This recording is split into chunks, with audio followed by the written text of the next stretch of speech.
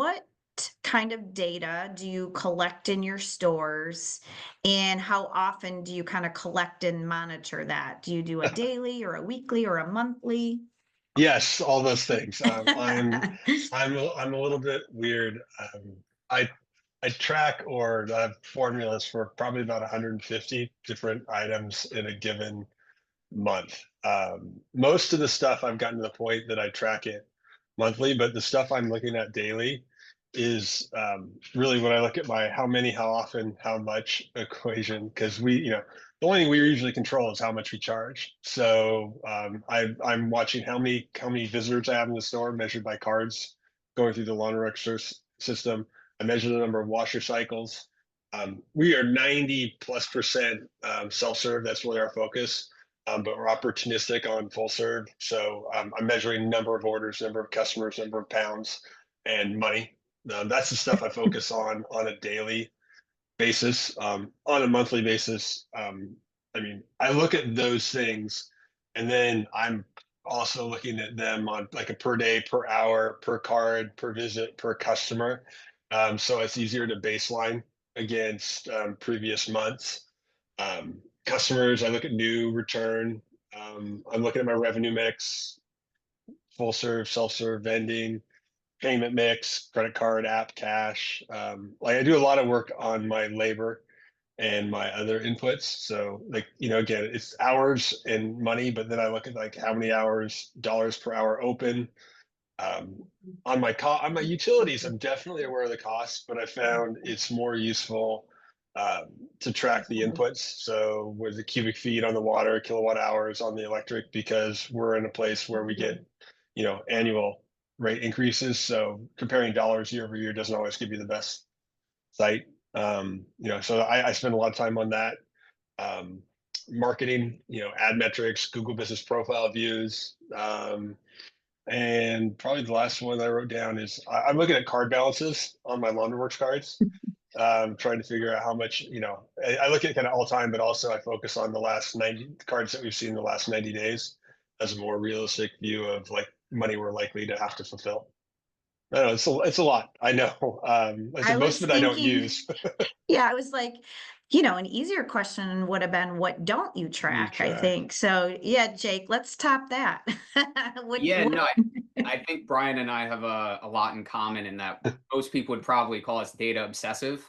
Um, but I'll try to hit the easier questions first. So, in terms of when it's collected, all of our data is really collected in real time. So, we've built a proprietary data platform. Basically, it collects, it cleans, it transforms data from our laundry card system. We have Laundryworks with our website data, our marketing platform data. And what it allows us to do is follow our leads and follow our customers through the customer journey and better understand and then improve their experience.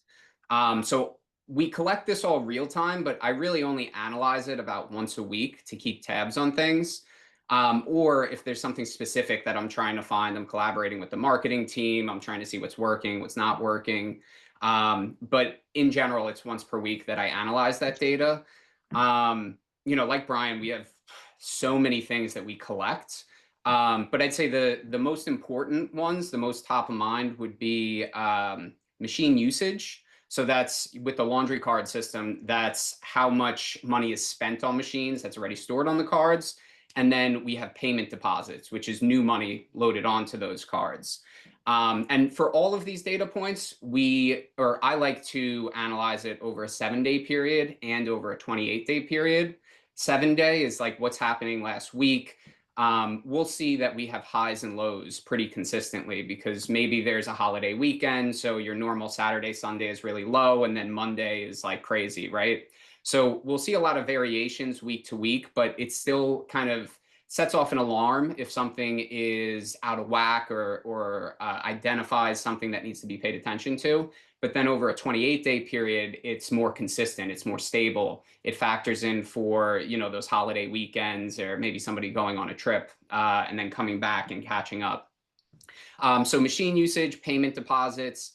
Customer count, with that data platform, we're able to segment our customers into new customers, recurring customers, occasional customers, and then lost customers. And that's important because we want to kind of treat those customers differently, communicate with them differently. And naturally, we want our recurring customers that are coming every week. We want to see that number grow more so than those occasional customers that come a few times a year. And kind of on that note, we track growth rate, we track churn rate, we track turns per day across the 7-day and then the 28-day. But then we also track every week turns per hour on a heat map. So if you imagine you have the days of the week on the top and the hours of the day on the side, we're able to see during each hour of the day, during each day of the week, how hot is our store, how hot is that utilization. And for us, that's really important because throughput is becoming our biggest constraint. So there's only so many customers we can serve until there's not enough washers and dryers left. And we need to keep a really close eye on that so we know when to raise pricing, to start adjusting so that we then lose the most price sensitive customers and retain and make more space for those customers that are willing to pay more, leading to higher profitability.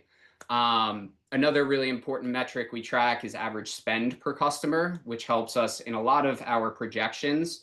So if we're trying to do a break-even analysis on how many customers we need to break even to hit a certain profitability metric, you need to know what your average customer is spending per week and per month. We track management card usage, Google reviews, a lot of website analytics, and then naturally our P&L and our balance sheet.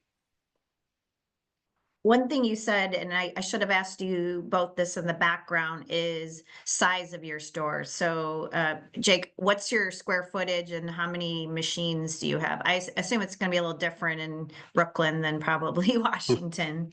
Certainly. So we are 2,000 square feet, but the dimensions of that store allow us to get 3 rows of machines in, which is very uncommon Oh, in New York. So we yeah. have 32 washers and 32 dryer pockets. Wow. Okay. How about you, Brian? 4,000 square feet, 38 washers, 32 dryers. Okay.